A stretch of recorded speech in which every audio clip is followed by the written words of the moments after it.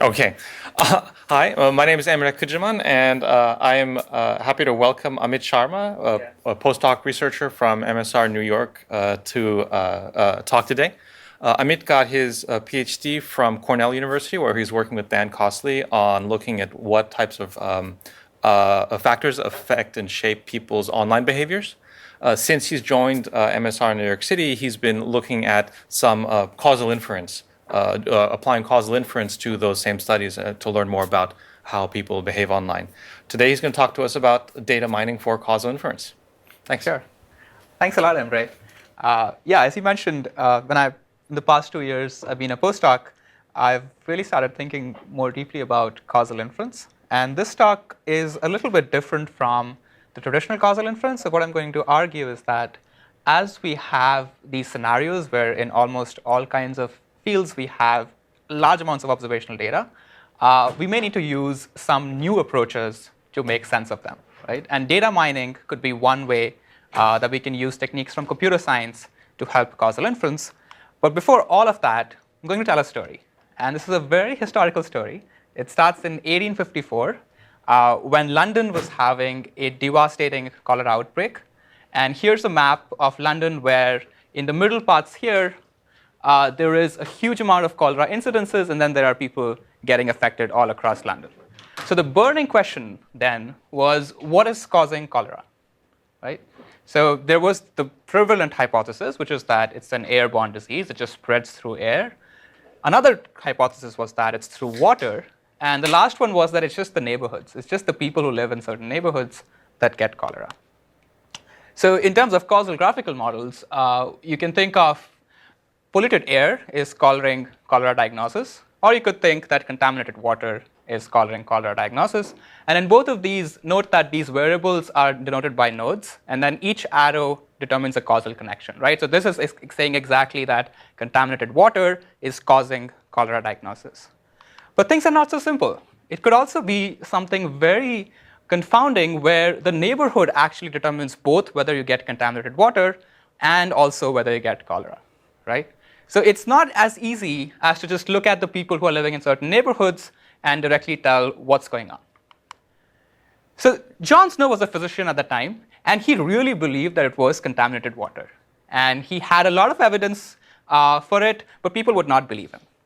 So finally, he found the source of the cholera outbreak, and he found this pump on Broad Street, which is now famous now. It's almost a tourist attraction. And he says that most of the people who were getting ill were getting water from that pump, right? Now, you would believe that once you have that evidence, people would start not consuming water from there. But even this was not convincing. And you can think of why, right? So it could just be that it's not the pump. It's just the people who are living around the pump that are more likely to get this disease, maybe just because of the polluted air in that area, right?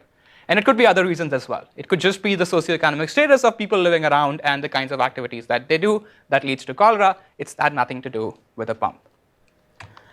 And so finally, after many months, he had a stroke of genius, and he was able to solve this issue. And what happened was that he finally figured out that there are two water companies to London, and one of them has its supply downstream from London, which means it's contaminated by sewage, and the other has upstream. So here, Lambeth Company is upstream, water is pure. Southwark and Vauxhall was downstream, water is impure. That's the only difference between these two companies. And he showed that there's an 8-fold difference between cholera deaths for people who have water from the Southall Company versus the Lambeth Company, right?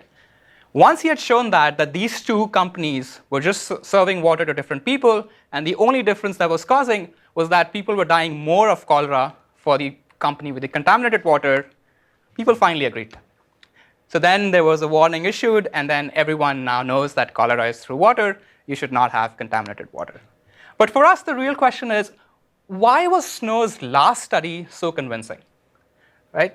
So there are two main reasons why this is. One, it is almost obvious that you can show that the choice of water company cannot cause cholera, right? So remember, in the pump example, people are still not sure because it could be the other scenarios there. And second, he also showed quite convincingly that the difference could not be because of air or neighborhood, right? So he had this map where he showed that people were basically interspersed between these two companies in the same neighborhood, right?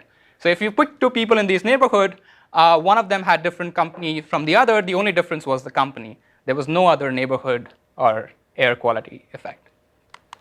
More generally, it is probably the first application of cause-effect principles. Like there were many philosophers before Aristotle, Hume, and etc., who were thinking about cause and effect and had very, very good theories. But this was probably the first application where there were two main conditions that emerged for causal inference. The first is exclusion, which means that whatever treatment you're doing, such as the water company here, should not affect the outcome, should not affect cholera. And the second is as-if-random, which is saying that just by choosing a water company should not tell us anything about your neighborhood or other kinds of confounding factors, right? And once you have that, this is basically the two key assumptions you need for causal inference. As-if-random in a graphical model essentially means that the neighborhood should not be causing the water company that you choose. Hopefully that's true. And in this case, the water company not causing cholera is kind of obvious. But what I'm going to argue is that it's not just about that experiment or that example. These two principles, if you think about it, are just the basic two needs of causal inference. And in the 1930s, Fishers showed the randomized experiment, where again, all you need for this randomized experiment to be valid is, again, just exclusion and as-if-random. So exclusion means that randomized should not affect outcome, and as-if-random just means that randomized assignment, by definition, is random, so it's not caused by anything else. And so with observational data, such analysis is called a natural experiment. The only difference is that Z is now an observed variable. It's called an instrumental variable. The problem, though, is that ensuring these restrictions becomes insanely hard. One, because as-if-random and exclusion depend on unobserved confounders, and two, because it's just really hard to find instruments like these, like John Snow found. Even for him, a genius, it took months to find something as convincing. And so really, this is the current state of affairs in natural experiments. They're widely used. They're really important. So the right answer can't be that let's just do experiments everywhere. They're used across in social sciences, in health sciences, and also more recently in understanding the effect of algorithmic systems. So think of recommendation systems, search systems. How do they affect people's behavior? All of these questions are such where you cannot do experiments all the time. So it's important to do natural experiments, but there are three problems. First, finding any kind of valid instrument requires creative ingenuity. Second, even if you can do that, it still allows you to only study some single source shocks, like the weather or lottery.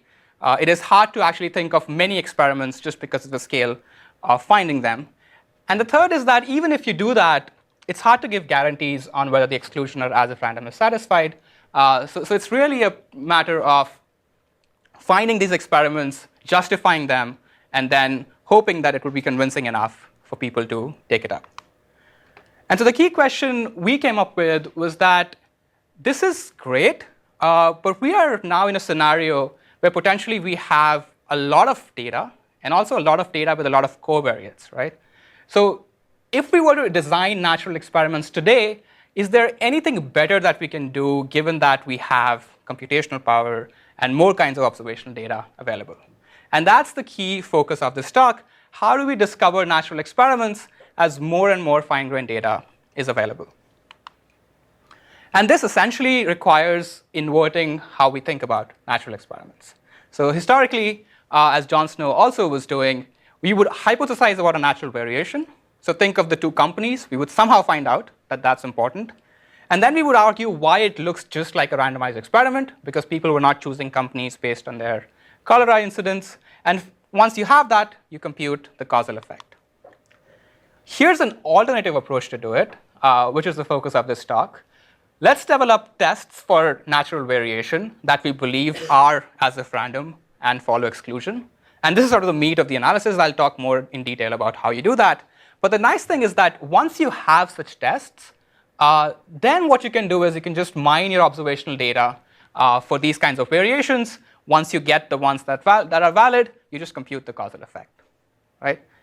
And the way you do this is by using a lot of the theory that Julia Pearl and others have developed for causal graphical models. So I've already showed you this graphical model before.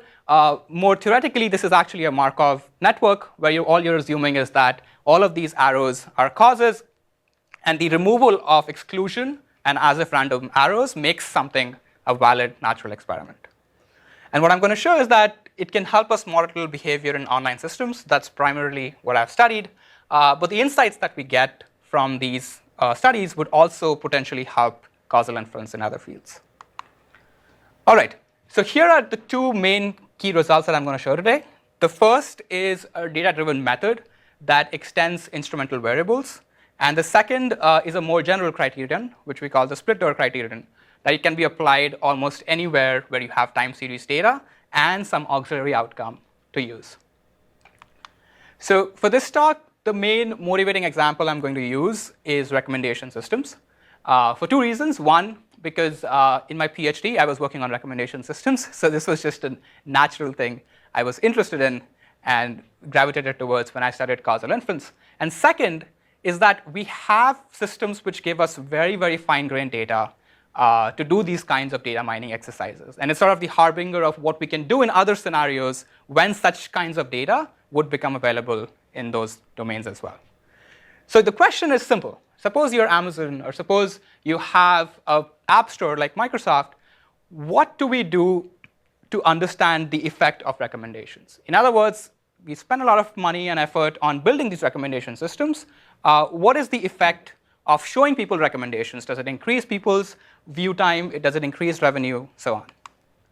So if you look at the literature, there's a lot of marketing literature that shows that they have a huge effect. So for example, eMarketer had a survey which showed that about 30% of traffic comes from recommendations. That's a big number. So it's almost saying like 1/3 of all traffic that comes on a website is due to recommendation. And there's a quote which says that one of the sports retailers reports 25% of total sales as well from recommendations. But if you quickly think about it, that must be an overestimate, right? Because we are not really interested in just the observational estimate of how many clicks come through recommendation. What we really should be concerned about is this question: what would happen if there was no recommendation? And this is a scenario here, right? So it's fine that there are some clicks happening through recommendations, but the real question we want to answer causally is, if there were no recommendations, then how's the behavior? And you can almost think of it in terms of the counterfactual, that the observed estimate has to be an overestimate, right? Imagine whatever you see in the observed data as this block, and whatever you would not see with the without the recommender as the other block. The reason I'm claiming this is because if you look at this recommendations, these two could have just happened just because the user was interested in winter accessories, right? So right now it's November. Suppose it's December and everyone is buying caps. It's almost very likely that that person without recommendations would also search for gloves. And this essentially becomes this red box here, which is convenience clicks. And really you want to know the kind of clicks that would not have happened without the recommender. More generally, it's a problem of correlated demand. Recommendation systems are designed to show you people who bought this also bought. So in some sense, they're inherently capturing this correlated demand. Even if you don't show recommendations, for example, in this case, a user could go from demand for winter accessories to buying a hat and then buying gloves, or they might just not see the recommendations and go directly from their demand for winter accessories to buying gloves as well. So that's the key question. We hope we can solve it by finding some magical Z. And I'm going to show you how you can do that in a way that sort of extends to all of Amazon. But again, the key problem here, as you can imagine, is that we have to find a magical Z such that it's not affected by the demand, and it also does not affect the recommendation traffic.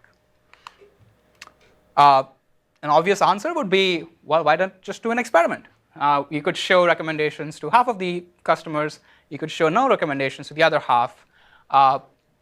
This is valid, but in this case, it might be a really costly experiment. Because what we are doing is we're sort of removing a part of the UI that is very, very useful for many users.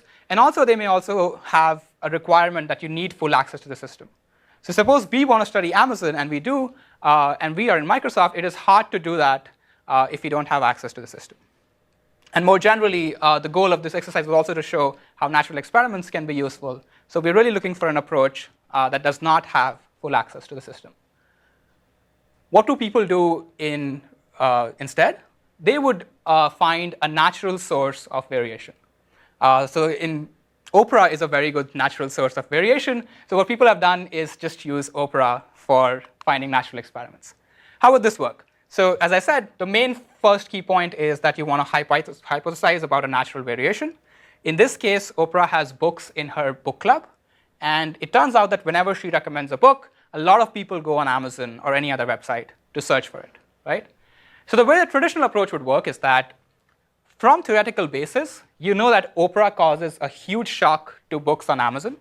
So you would say Jenny McCarthy went on Oprah's book club. Her book is Louder Than Words. When you look at Amazon's traffic, it's going to have a huge spike in its demand the day she went on the show. Now what you can do is you can also look at the recommended products on Amazon for that book. And you can just say that whatever is the spike that you observe for these recommended products should be the effect of the recommender. The only caveat is that we have to be just a little bit careful because we want to ensure that the exclusion is satisfied, right? So for example, imagine that this was Jenny McCarthy's book, and this is also Jenny McCarthy's book. You can almost certainly think of that if people were going on Jenny McCarthy's main book because of the show, they will also have a higher likelihood of clicking on Jenny McCarthy's other book because of the show, right? This is exactly correlated demand, and this is what we want to somehow control for if you want to get causal estimates. And so what you can do is that you can just say that, oh, same authors is not a good idea because I can see that the demand for both would also be rising. So let's not condition for same authors. But you can clearly think that there can be many other cases where this would be invalidated, right? So it could be same authors, it could be the same series. Think of Harry Potter 1 versus Harry Potter 2, and so on. So you need complicated statistical models to actually control for correlated demand, and people have done this in the past. Two main worries. The assumptions are hard to verify, and finding examples of valid shocks really requires a lot of ingenuity. The method I'm going to propose uses auxiliary data, but it then allows us to have a simple data-driven method for identifying shocks. How does it work? Well, the first order condition, or the 0th condition, as I say here, is that you need to get some kind of new data that you did not have before. In this case, we are lucky because we have a well-functioning system that logs each visit. So for each visit that a user does, we know exactly whether it was because of directed visits or recommender visits. So think of direct visits as anything that happens without the recommender, and we can use this as a proxy for the unobserved demand that we are not able to see, right? The interesting part is that just by having this auxiliary outcome, which is, by the way, commonly recorded in almost all online systems, we can just invert the way natural experiments are found. So now we don't think about Oprah. We don't think about any external shock. All we have is the Amazon dataset, and we say that let's look for the products that have a huge shock in their traffic. So I don't know anything about the product. All I do is go into the logs, search for the time series where one product has a huge shock in traffic. Turns out I find this book. Once we have that, we can look for any recommended product to this book and just have a condition that the direct visits for that product was not also spiking, right? So this is the test for exclusion. If exclusion is really satisfied, then a huge increase in demand for this product should have no effect on the demand for that product. And in this case, we find the other book that we were getting in Oprah's example, right? And now when you think about it, all that we are saying is that here's a book that got a huge shock in traffic for some reason. We also see that the recommended book did not have a huge shock in its demand because direct visits captured that. Then whatever increase we found in the recommendation traffic, which is this spike here, has to be because of the recommender. In other words, if the demand is not increasing, then any increase in recommendations that you find has to be because of this new recommendations that you showed. And similarly, we can use the same technique to negate out invalid shocks. So for example, if you have a book like this, where both books have the same author, we would find that this book gets a shock in demand. Direct visits for the recommended book also gets a shock, and so we don't want that. We would not take them as valid estimates. We would just throw out this sample. So really all you're doing is you're looking at the entire data set and trying to find subsets where a natural experiment is valid. And the nice thing is that compared to past work where you have to look at a lot of controls and build very complicated statistical methods to estimate the causal effect, if you can design the experiment in a way that you are conditioning for exclusion and as-if-random conditions, then the estimation is really simple. So it's literally just a division, integer float division. So here you have the increase in visits because of the focal product, and then you have the increase in recommendation visits to the recommended product. All we have to do now is to just do the delta in the recommendation traffic and divide it by the delta in the total visits, right? And because we are assuming that the first product was having a shock, the second product wasn't, this delta could not have happened without the recommender. As simple as that. Any questions regarding the intuition before I explain more how it works? All right. So it just seems too easy to be true, because all I'm saying is that search for products that receive a sudden shock in their traffic and just restrict to direct traffic for the recommendations to remain constant. It works because, just like the early examples I showed, this sudden shock is nothing but an instrumental variable. So more specifically, what we are seeing here is that the focal visits are having a shock in their traffic. The recommendation visits are also having a shock in their traffic. In this case, we can't say much.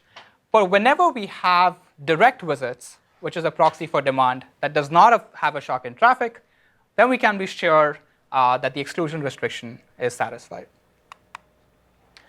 Another way of seeing is that in general, we want to have focal product and recommended products. We know that some of them are good and they meet the criteria for natural experiments.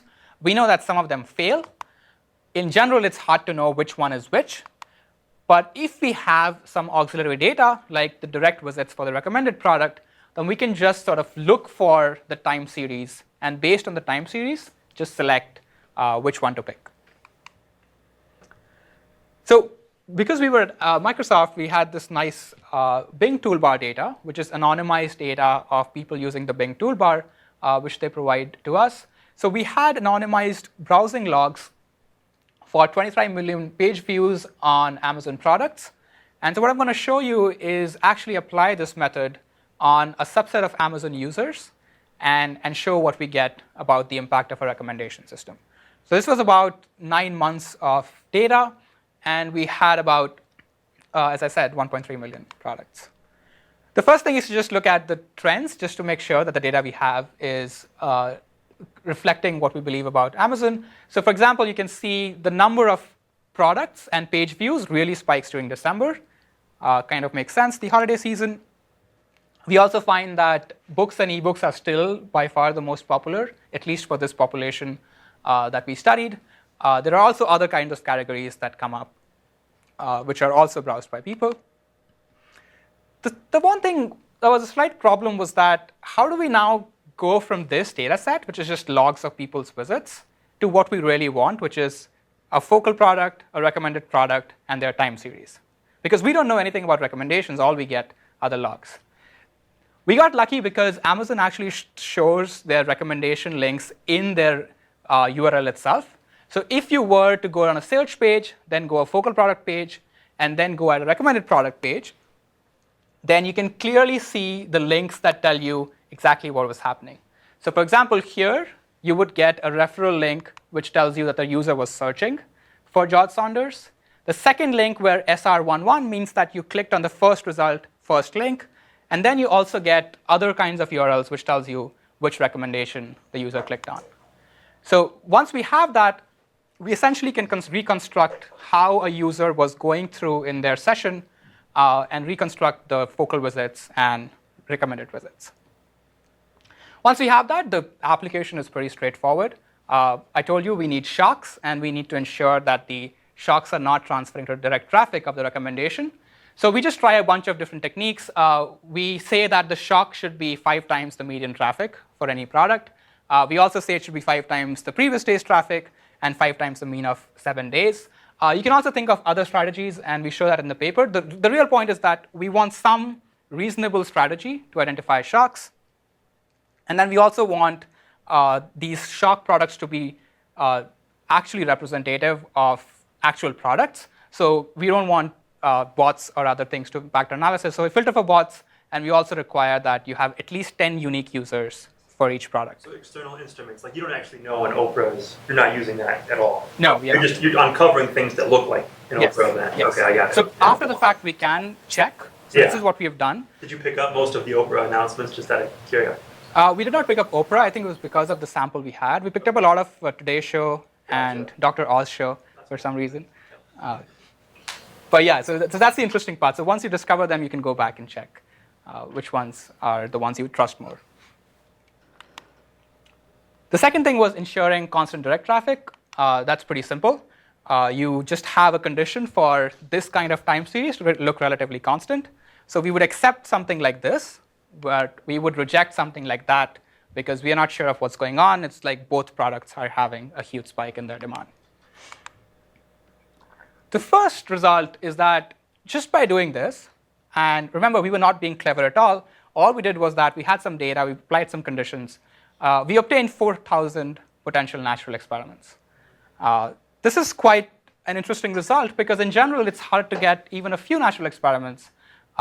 So in other words, it's about 20% of all products that had 10 visits. Yeah. Can you check and see if in the absence of a shock, are direct and recommended traffics correlated week to week? Yes, we can do that, and that's. So I'm imagining sort of a worst case scenario for you, which is something like you're choosing between including and excluding shocks based on the direct traffic. Right. Maybe there should have been a shock, but you chose not to include it because that happened to be a bad week for the products on both direct. Yeah. So there's a little bit of a sample selection problem. Yes. Does that make sense? Yes, there is. So the as-if-random assumption is not completely satisfied, and I'll come to that and talk about how we can increase it. Once we have that, we can also compute the causal estimate that we were really after. So we have these now natural experiments that spread across all different products, which is another nice thing that sort of comes automatically out of the box. It's hard to find Oprah-level shocks for sports or apparel, but if we are just looking for time series shocks, then it's possible to get them. And the key result, if you want to see this figure, is that if we were just looking at the number of clicks, we would get an average about 9.6% causal rate. So essentially, if you show recommendations, about 10% of them convert to a click.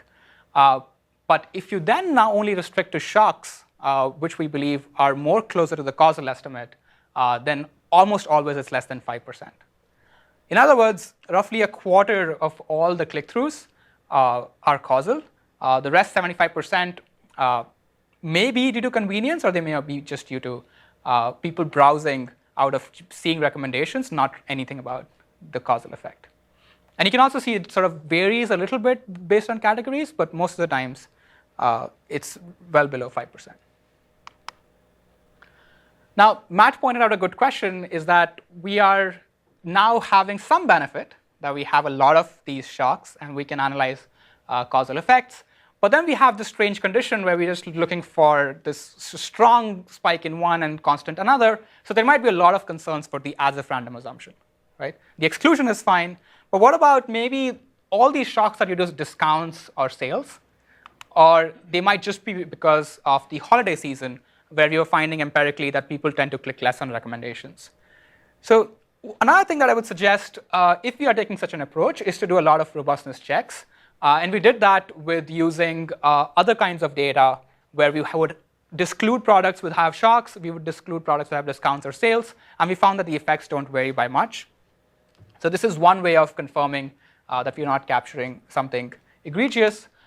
Another way of doing that is to just realize that it is true that we are capturing something very, very specific, but the better way is now that we are capturing it for a lot of products, right? So it may not be true that it's valid for all products. Probably there are some products that are not at all shocked, and so this would not apply to them. But at least for those products during the times that they were shocked, this is a valid causal estimate. And interestingly, we also found that these estimates are consistent with prior experimental results on websites. So in summary, let me tell you the two good points about this approach, and then I'm going to tell more about what I'm still not satisfied with. So the good points is, one, we get a lot of shocks compared to past methods. And the second is we can test for exclusion directly. But the problem is with as-if-random. Shocks are capturing a very rare specialized event, and they might be actually getting us to a subset of the data that may not be representative for whatever reason. So one way to think of it is that let's try to even generalize this criterion a little bit more. And so what we're now going to do is that we are going to go less strict on the exclusion restriction, right? So we are going to be more admissible for the kinds of shocks that we are going to get. But then we would also get a lot of generalizability in return. You can almost think of it as the bias variance trade-off. The way this works is by just thinking a little bit more about what we were really after when we were looking at shocks, right? So if I just recollect the figure again, we wanted a huge shock to focal products, and we wanted an almost constant direct traffic. But really, all we were saying was that this sudden shock affects the focal visits and does not affect the recommendation product, right? And because we did not have better ways of doing it, we were just saying, oh, this has to have a big shock, that has to be a constant. But why? All we require is that direct traffic should not be affected by focal product, by the visits to the focal product, which means no correlated demand. What about this? So let's take some examples and try to test our intuition on what is it that we're really after when we are doing these natural experiments. Suppose there is a product which has a huge shock, and suppose it has a recommended product whose direct visits always keeps increasing. This is like the best product you can make, like people just keep wanting more and more of it all the time. If you now see that recommendation traffic still has a bump when the focal visits had a bump, what would you say? Right? If you believe that that direct visits is a good proxy for demand, then we can argue that this bump would not have happened without the corresponding bump from this focal visits, right? So maybe we should accept this as well. What about this case, right? So this is just, I made it. I don't think any product has sinusoidal waves. But it's just to sort of capture the intuition of what we're really after. If you really believe that direct visits are independently sinusoidally varying, and we observe a shock to the focal product, and we observe recommendation traffic, it's again an arguable case to make that that bump would not have happened if there was no recommendation traffic between these two products, right? So what am I going after? All I'm saying is that instead of searching for shocks, we can just make it a much more general strategy where all we are saying is that the focal visits and the direct visits should be independent. And so it's sort of a simple statistical criterion which says X should be independent of YD. And to the extent that we can discover this from observational data, we should be good. Again, you might think why this works. This actually has much better theoretical guarantees than the method I proposed before. Essentially, you can show that if you have data that comes from this graphical model, where the only assumption we are making is that the recommendation visits and direct visits come from the same demand, which means that the recommended product has some underlying demand, and it sort of informs both the recommendations and the clicks, then you can show using Pearl's graphical calculus that statistical independence of X and YD would essentially guarantee that this path between focal visits and direct visits, what goes from demand, cannot exist. And then the only restriction that you have is either this arrow does not exist or the demand is constant. In both cases, you would have a scenario where the visits traffic is unconfounded. Once we have that, we can just quickly check how it works. So let's do that. The only condition now we have to check is whether X and YD are independent. This is generally a hard problem in statistics because if you do not have a lot of data and you cannot use methods like mutual information, then it's just hard to know just observationally whether two things are independent, right? So we're going to take a sort of an assumption here that if we can find in the observed data that there is a very little probability for dependence, then we're going to assume that these two time series are independent. And the precise way we do it is by using a Fisher's test. So we divide the data into 15 days. And for each of these subsets of 15-day periods, we're going to find product pairs X and Y such that their conditional probabilities are independent. And again, once we have that, the actual estimation is pretty easy. It's again just a float division. What we find is that the causal CTR is again very similar to what we found from the shock IV. That's reassuring. So even though these are completely different methods, one of them was using shocks, one of them was using a completely different sample. It's reassuring that we are almost there with the same estimates. What's encouraging is just the scale that split door now allows us to get. So remember, shock IV was giving us about 4,000 shocks. Split door now allows us to make it to about 12,000. Yeah? Do you know the overlap between the human-picked 800 shocks and the computer-picked shocks? Oh, that's an interesting question. So that was on a different data set. Really, you would hopefully be picking up those same ones if those were valid from before. Yes. So that was on a different data set, so we couldn't directly compare because that was an earlier time when they were looking at for 2 or 3 years of all New York Times and Oprah Winfrey's recommendations. But what we have seen is that actually the shock IV would be more likely a superset of the kind of shocks that you find from these known external events, because they usually have this characteristic of a huge spike on one day. The split door criterion, I think it's harder because some of the shocks that do come up are not like what you would think of as an external event. It's just that because of the statistical properties, they would look like independent. But I think it's an open question of how you would use. So I'm proposing one approach where you don't look at external events and you just go through this analysis. You get something that you can put on a dashboard and check a reasonable causal estimate.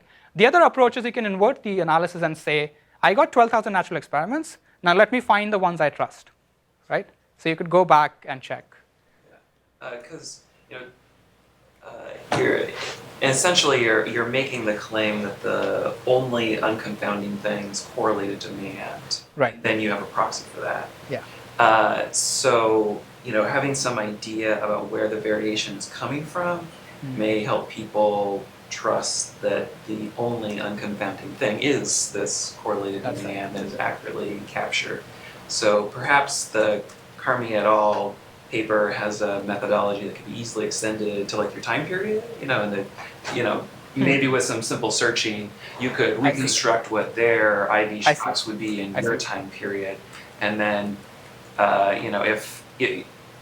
hopefully then, you could look for the differences, and then you could actually investigate the differences and say, oh, you know what, they thought these 800 were great, but I only picked up 600, and then looking at the remaining 200, wow, they really didn't, see what was going on here, but we were able to drill down. Yeah. So you could start to piece apart the benefits and strengths from the two approaches. Right. That's a cool idea. Yeah, I think we can explore that.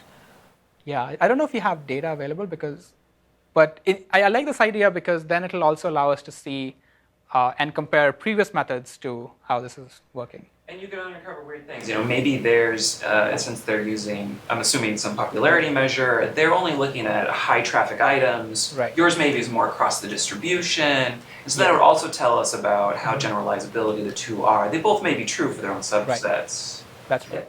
Yeah. Just real quick, looking at these 4,000 and 12,000 shocks, what's the denominator there? Like how many things were classified as shocks and then not used? Oh, I see. So the denominator is essentially 22,000, I believe, which is all the products that had at least 10 visits on any given day. No, but you must have picked a certain number of shocks and then pruned a lot of those based on either the split door or shock IV criterion. Oh, I see. So I don't have those plots here, but essentially, if I remember correctly, I think you get about, so for example, for shock IV, you would get about 30 to 40,000 shocks, and then 4,000 of them meet the criteria. Yeah. And then is it different for split door criterion? Is the actual picking of the shocks different, or is it just the independence criterion is different? So the independence criteria is different, and the shocks would also be different because it would. So in some sense, it's more general because it also have some shocks, and it'll also have some other things that are completely different. Gotcha. And just reminding me real quick, the estimate of 3.2 from the split door criterion, how did that compare to the shock IV? Were they slower? So shock IV was 3%. What? The shock IV was average 3%. It was 3%, so they would be basically identical estimates. Okay, right. Gotcha. And then one other nice thing is that for split door, you also get a very nice understandable parameter, which is just the p-value for the independence test. So depending on how you vary that, you can get different robustness checks. And how do you feel about multiple testing in this setting? That's an interesting question. So the way we are doing negating that is by just having stricter and stricter independence criterion. But it's a problem that we haven't fully fixed yet. So I think what we are showing is that we also believe that there's another problem, which is that time series data is also inherently dependent, right? So the actual p-value that you get, let's say 5%, is not actually 5% because of this inherent dependence. So what we are showing is that you can use this method at different values of the significance level. And to the extent that you do not get a huge change as you vary this p-value, you should feel more confident. But I think there's a larger question of when we are doing so many checks across the data set, what does it mean? Yeah, I agree. We haven't solved that problem yet. But there are some ways we are approaching it. So one way would be you just show that these results became more and more consistent as you get more data. But it's still future work. We haven't done that. And talking of future work, there can be more. One thing that Matt pointed out, and even though the split door criteria does get to it a little bit by allowing more natural variations, we're still not getting to the heart of the problem, which is if you have an instrumental variable, right? The first two approaches I showed you were just for finding them and validating them. But suppose if you had an instrumental variable and you believe that this is true, to what extent can we test it from observational data? And so this is work that I'm doing right now. And what I'm finding is that, of course, it's not possible to do it for all kinds of instruments for at all times. But if you have weak instruments, and if you have some discretization of all variables, then we can use something similar to Bayes factor or Bayesian model comparison to find the likelihood of a valid model versus an invalid model. And I find a lot of promise in this line of work because I think in a lot of cases we do have good hypotheses about instruments, or we may have past work that has it. And to the extent that we can give some guarantees using data, the better. But also more generally, I think these kind of methods will become important as we get more kinds of fine-grained data. And two questions that I'm especially interested in is impact on outcomes like recommendations or search, but also in terms of fairness to different kinds of users. And finally, it was interesting for me to find out that these kinds of methods are also used across in epigenetics, and they call it Mendelian randomization, but it's essentially instrumental variables. So I'm trying to think about and collaborate with computational biologists to see if these methods may also be useful there. And if I had to say just one slide for this talk, it's essentially that in general, it's a hard problem to find natural experiments for the different reasons I've described. But if we have fine-grained data, and we are getting increasingly more and more of it, we can be a little bit more useful of the observed data we have. I've shown just two approaches, but I really think this is the start. There can be lots of better approaches and also a lot of theory work in understanding what we can do with these kinds of experiments. And that's it. Thanks a lot.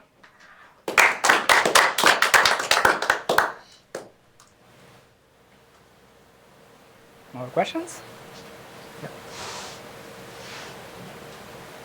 Yeah, so I'm kind of curious. So how hard do you think it will be to apply this to new data sets? I mean, I think the technique for, from the graphical model sense, looks very general and easy to conceptualize. But then the what you did, taking the browser logs, identifying that the referrer type was embedded in the URL, Right. and that this captured the kinds of information you needed to categorize direct visits and indirect visits. And things. How? Yeah, it's a. So I What think. do you think's going to make this practical? Like, what should people building RNN servers be doing, or what should we look forward to? Right. So I think what's important is to build these levels of graphical models which have good properties, right? So I've sort of accidentally found one because I was interested in recommendation systems, and I found that this is actually more general, right? But once we have these different subclasses of graphical models with good properties, you can imagine just having a software which just asks you if you have three variables, and suppose they are time series, and you believe they come from this kind of a graphical model, you give me those variables, and there'll be a system that computes causal effects. But I think it's the burden of finding more these kinds of graphical models is on us researchers, and then the burden of massaging data so that they fit these graphical models would, I guess, would be more on the practitioners. And I think that's where the hard part is, because unlike machine learning, in causal inference, there are no test sets to validate how good you're doing, right? So if you make the assumption, like I do, that my recommendations data comes from this graphical model, and I run through the data and compute an estimate, it really depends on whether I made the right assumption in modeling it. And currently, we don't have good ways to test it. Could you run your algorithm on like Bing experiments and see if you can identify A/B testing to be going on? Yes. Yeah. I've been in talks with the A/B testing platform. So we are thinking of. So that would be even more impressive. I think we're also thinking of a very simple approach where you can sort of start choosing which experiments to run based on some kind of natural experiment strategy, because every day they have a lot of experiments to run. Yeah. But yeah, I think that also would be interesting to do. Yeah. Kind of more abstract question. Imagine you have an oracle that will tell you, oh, here's 10 hypotheses about causal things that are happening in your data, as opposed to not having an oracle and you just have to look at all the data to try to find causal events. Is there an advantage to having something that tells you, here's 10 things that are likely causal, and then you can do more processing to verify whether that's true? Or is that really not the hard part? You know, it's easy to generate and test all possible causal hypotheses.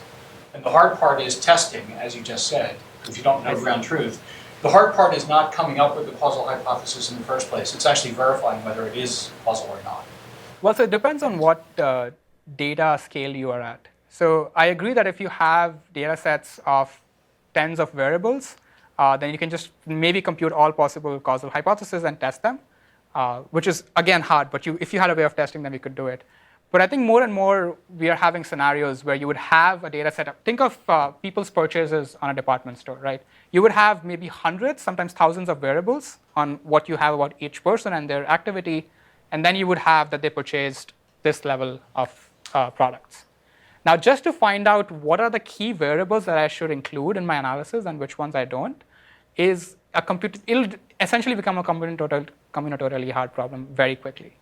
So another way of thinking about this is that if you have a lot of hypotheses to test, and let's suppose you can do randomized experiments, so testing is easy, even then each experiment requires developer time, each experiment requires some compliance issues, and each experiment would have some effect that may be big or small, right? So to the extent that you can just prioritize them, not run some of them, but at least you can prioritize which ones to run first, you can have a lot of benefit in discovering new knowledge. Like another example would be the genetic data sets, where this gets even harder because you have thousands of variables for which you do not even have intuition. And you're just trying to figure out which combination of genes would lead to some combination of diseases. So there it's even harder because we don't even have intuition to generate hypotheses. Yep. So in the spirit of hypotheticals, so imagine you had a similar scenario to what you have here, where you have maybe 40,000 potential shocks, and you have no way of detecting which ones are valid or not valid. Right. But you know that there's a big mass of valid ones. Okay. And there are others that are confounded. Yeah. And maybe what you believe there's a discrete mass of valid experiments, and then there's a distribution of confounded ones that'll give you crazy answers. Yeah. Is there anything out there that'll help you hunt without any prior information for a big cluster of experiments that kind of all give you the same answer, and then you can sort of prune without any other information with the crazy ones? That's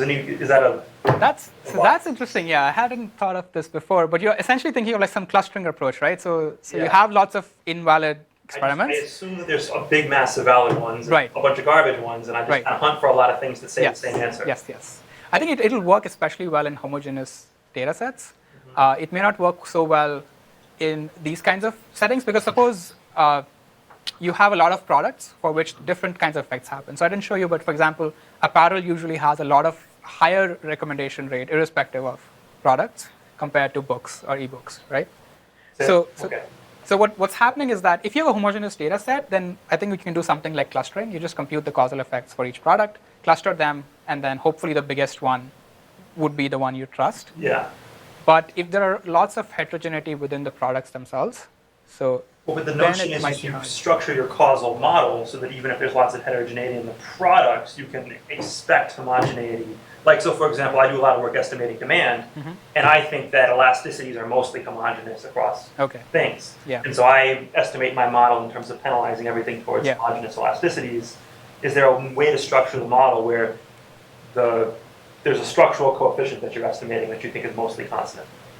I think, yeah, that can happen. Yeah, so we can essentially just condition on them, right? So I showed some unobserved confounders, but some of them are observed, like your last visit or your product category, But is it the and so on. underlying structural coefficient that you're estimating, the percentage of people who see this thing who then go on to buy the other thing, right? Right. And don't you think that every single experiment, every single shock identifies that number, right? But that number is not the same.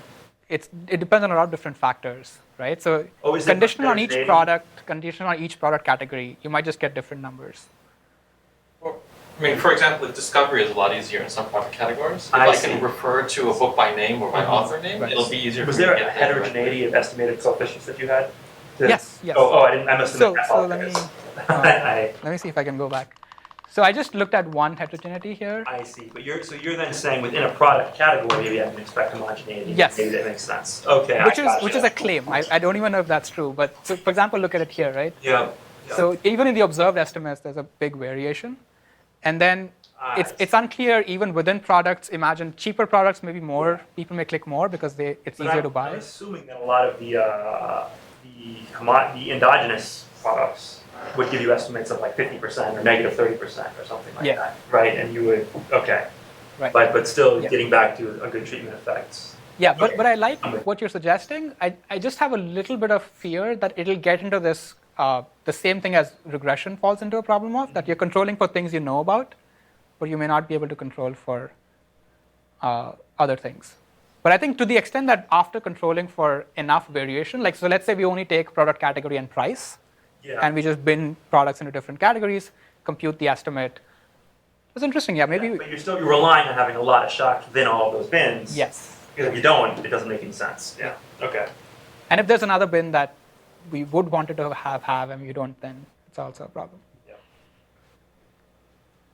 But I do think it's interesting because in some sense, if you don't believe this, then that would also not be believable.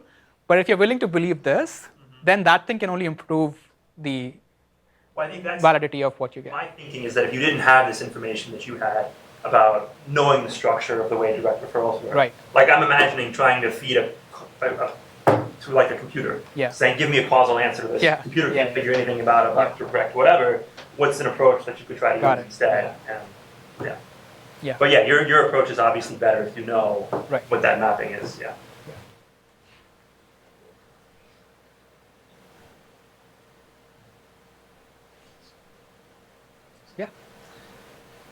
So I'm just trying to make something.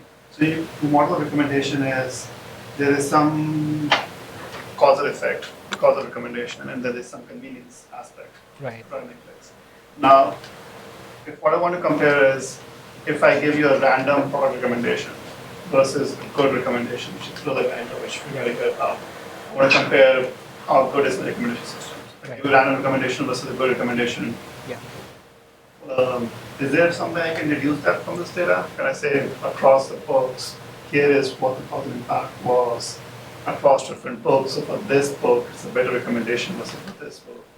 Yes, so we wanted to do that. Our data, unfortunately, was not that fine-grained. So what would happen is that whatever was the first shown recommendation, that would get a majority of the traffic. And when I say majority, it's like more than 90%. So it was hard for us to compare two recommendations for the same product. So what we eventually ended up doing was that we computed an average, we computed the probability that you would click on any one of the recommendations. But I think this method can be easily extended to the scenario that you're mentioning.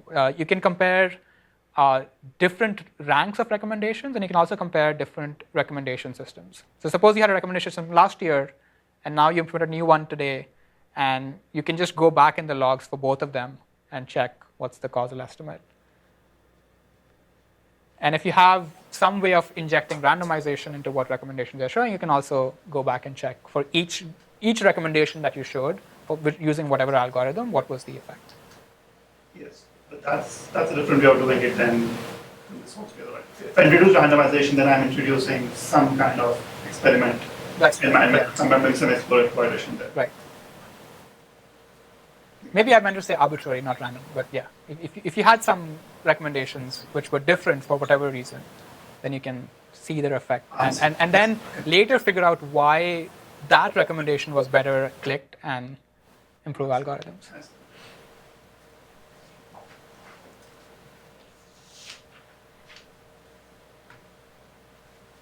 Great. Thanks a lot. Thanks very much.